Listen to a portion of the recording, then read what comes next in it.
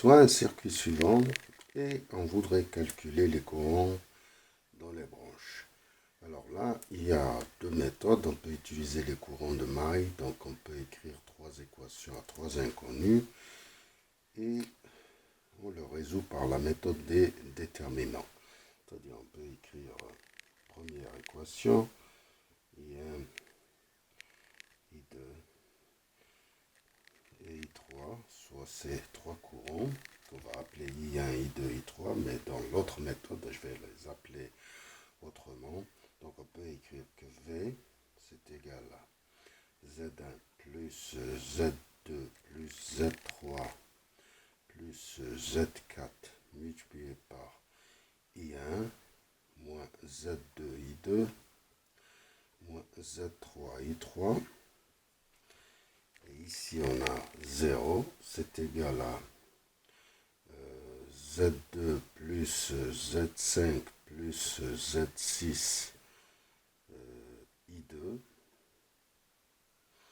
okay, moins Z5 I3 et moins Z3 I1, Z2 I1. Z2 I1, et puis ici on a 0, c'est égal à Z3 plus Z5 plus Z7 I3 moins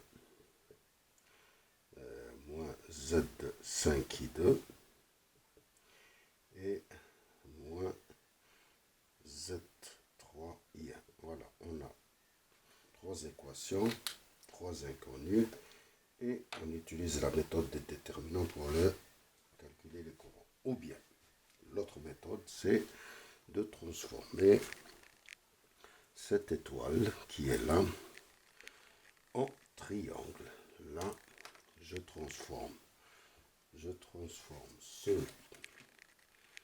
cette étoile en triangle. Donc ça c'est Z5'. Là on a Z3'. Et ici on a Z2'. Je redessine ce circuit. Et on va utiliser ici le diviseur de courant et l'impédance équivalente. C'est-à-dire, je vais vous expliquer comment procéder. Oh non, c'est du courant alternatif, donc c'est V. Alors là, on va procéder.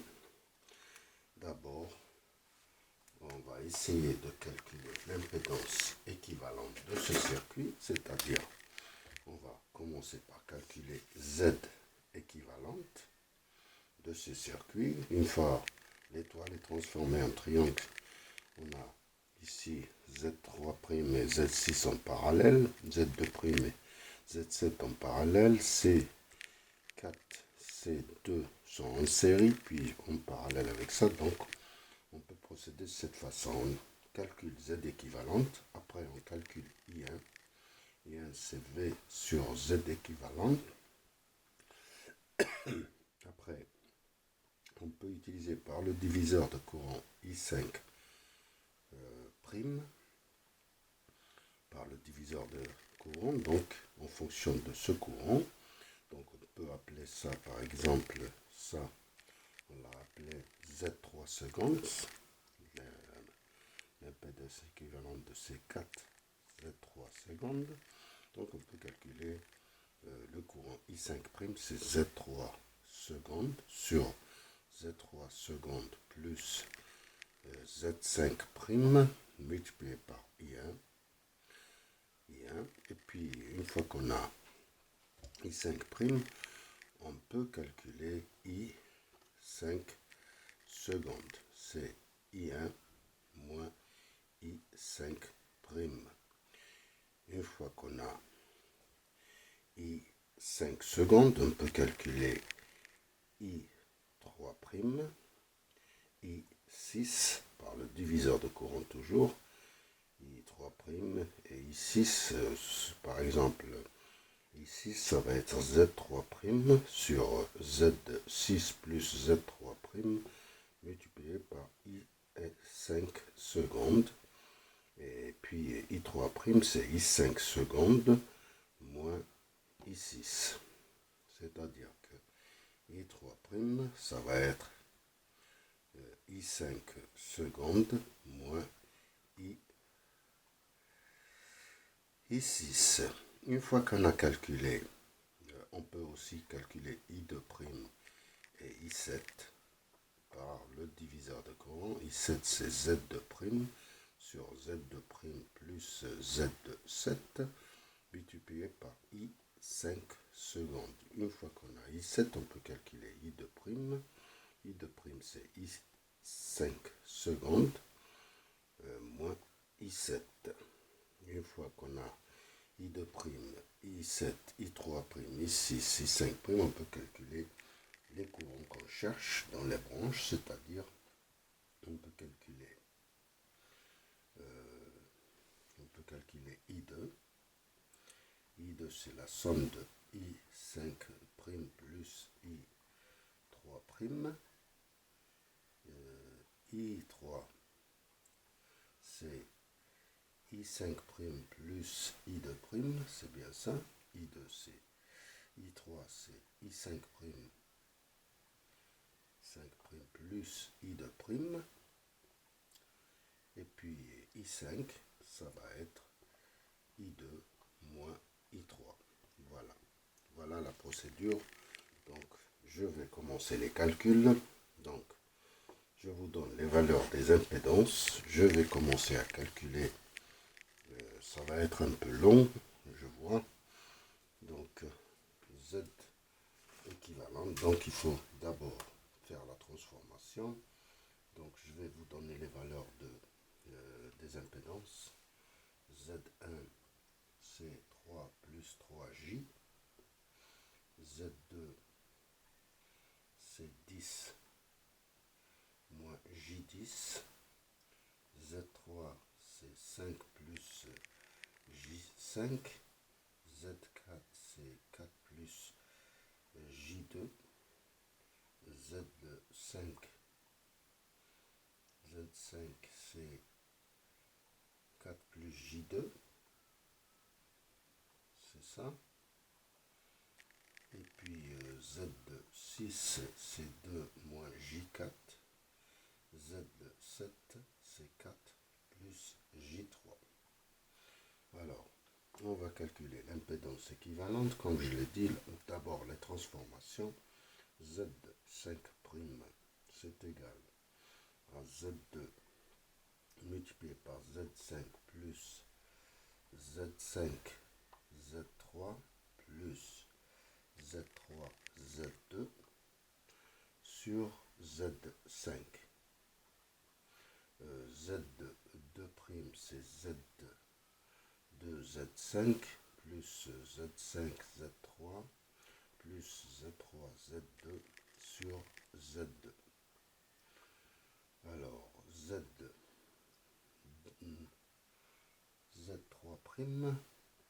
c'est la somme de ces ZZ que j'ai écrit ici sur Z3. Alors, je vais vous donner le résultat de tous ces calculs. Ici, Z5', c'est 35 moins J15. Ici, on a Z3', c'est 18 moins J16.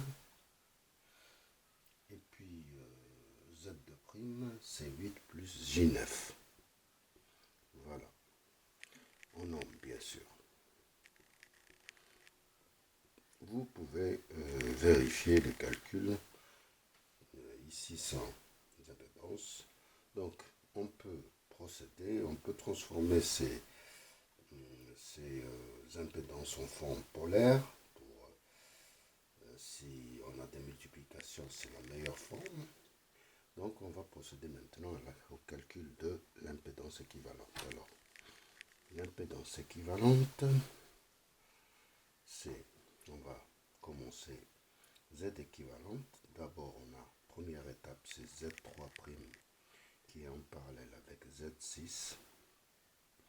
puis on a Z2' qui est en parallèle avec Z7, et puis ces deux qui sont en série, puis l'ensemble qui est en parallèle avec Z5', et puis tout cet ensemble qui est en série avec Z1 plus Z4. Voilà. On va essayer d'appeler ça Z1 seconde. Voilà. Z, donc c'est Z3' multiplié par Z6 sur Z3' plus Z6. Je vais vous donner le résultat des calculs. Donc ça va être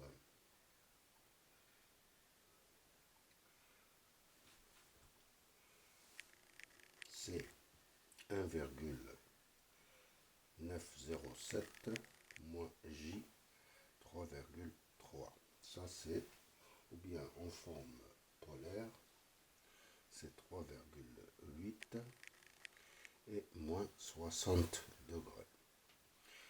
En forme polaire. Z2 secondes, c'est ça. Donc ça c'est la première étape, la deuxième et la troisième, quatrième et cinquième. Donc ça c'est Z2' multiplié par Z7 sur Z2' plus Z7. Ça nous donne un résultat de 2,71 plus J de 29. En forme polaire, c'est 3,547 et 22 degrés. Bien sûr, c'est des ohms. Puis on passe à Z3 secondes. C'est Z1 seconde plus Z2 seconde. Ce qui nous donne un résultat de 4,614 moins J 1,01. Donc en forme polaire, c'est 4,723, argument moins 12,347 degrés. On passe maintenant au calcul de Z4 secondes. C'est Z3 secondes en parallèle avec Z5'.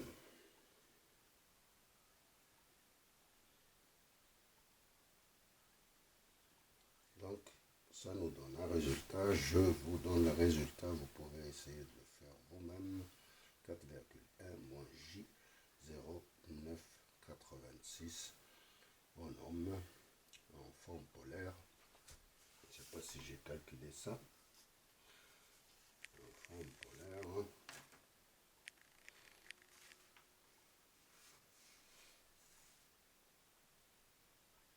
C'est 4,21. C'est 4,21 moins 13,5 degrés. Voilà, on a calculé Z. Maintenant, on passe à l'impédance équivalente. Z équivalente, c'est Z4 secondes plus Z1 plus Z4. Ça nous donne un résultat de 11,1 plus J 4,014. Donc en forme polaire, c'est 11,8 et 19,9 degrés en ohms. Donc on passe maintenant au calcul de I1. I1, bien sûr, la tension ici, elle est de 120 volts. Donc on passe au calcul de I1. I1, c'est V sur Z équivalente. Donc c'est 120 0 degrés sur 11,8 et 19,9 degrés. Donc le courant I1, c'est égal à 17 en forme polaire et moins 19,9 degrés en ampères. En forme algébrique, c'est 9,54 moins J 3,46 ampères. Alors une fois qu'on a calculé I1, on peut calculer I5' par le diviseur de courant, comme je l'ai dit. I5', c'est Z3 secondes sur Z3 secondes plus Z5' multiplié par I1. Et puis I5 secondes, ça va être I1 moins I5 secondes, ça va être I1 moins I5'. Donc ici, I5', c'est égal. I5', ça va être, je vous donne le résultat, ces calculs. C'est Z3 secondes, c'est ici. C'est 4, 7, 23, moins 12, 3, 47. Sur Z3 secondes, c'est 4,614 moins J en forme algébrique plus Z5',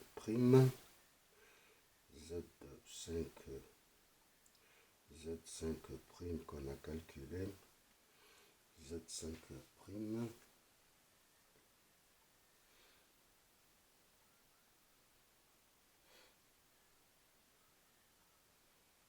c'est 4. Ok, je vais écrire le résultat de la somme des deux. C'est 3, 39,6, 39,6, argument moins 22. Multiplié par le courant qui est de 10,17 moins 19,9. I5', ça nous donne 1,24, 1,124 et moins 10,247, moins 10,247 ampères degrés ici. Voilà, on a calculé I5'. On peut calculer maintenant I5 secondes. Ok, on va passer au calcul, c'est un peu long. I5', on l'a calculé. Donc c'est 1,106 moins J en forme algébrique 0,195. Ici on a calculé I3' par le diviseur de courant. C'est Z6 sur Z3' plus Z6 multiplié par I5 secondes qu'on peut calculer. C'est I1 moins I5', donc IS secondes, c'est 9,084 moins 20,96 en ampères. Donc I3', ça va être ça. Donc on donne le résultat, c'est 1,436 et moins 39,4 en ampères. Voilà, I3', on l'a calculé. On va passer au calcul de I6. I3', on a calculé. I6, c'est I5 secondes moins I3'. Donc c'est ça, c'est 8,5 moins J 3,25 moins 1,109 plus J 0,914. Donc ici c'est 7,374 moins J 2,34 en forme polaire. On a 7,736 moins 17,6 en ampères. Ici, on va calculer. On va calculer maintenant I2' par le diviseur de courant. I2', c'est Z7 sur Z2' plus Z7 multiplié par I5 secondes. Donc je vais vous donner le résultat.